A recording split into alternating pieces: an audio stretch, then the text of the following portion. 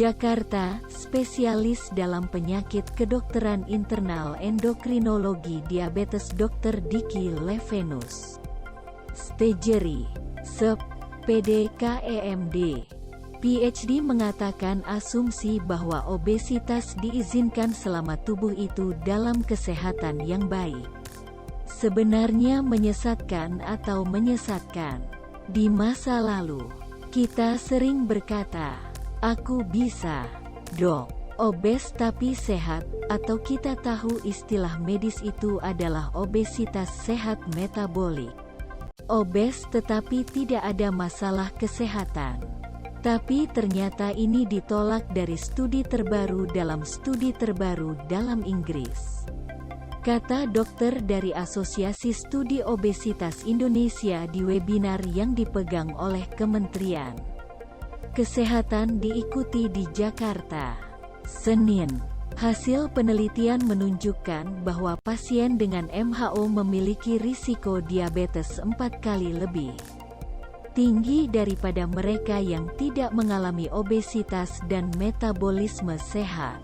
Selain itu, MHO juga memiliki risiko penyakit jantung, gagal jantung, dan risiko gangguan respirasi yang lebih tinggi.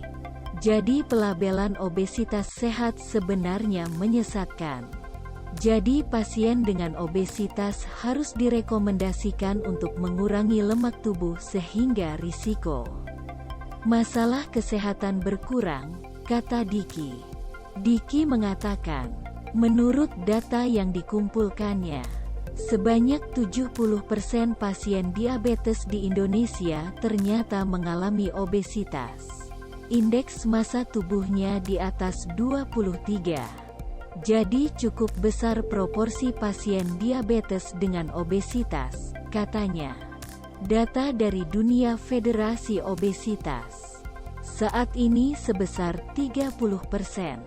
Anak-anak sebesar 20%. Jika kita tidak melakukan upaya yang agresif dan komprehensif, jumlah ini diprediksi alih-alih meratakan seperti yang kita harapkan bersama Kementerian Kesehatan, tetapi akan meningkat.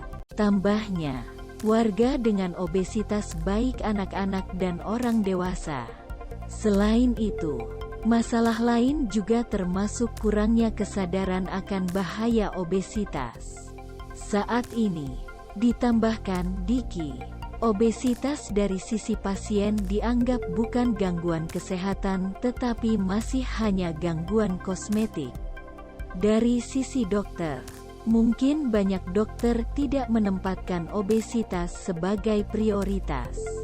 Jika hasilnya di atas 23, dikatakan kelebihan berat badan, sedangkan di atas 25 disebut sebagai obesitas.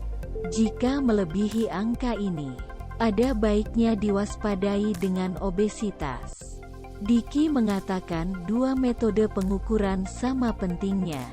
Oleh karena itu, pemeriksaan lain disarankan untuk melakukan salah satunya, yaitu pemeriksaan kadar lemak, terutama jika lemak tinggi berkumpul di daerah perut, katanya. Asteris.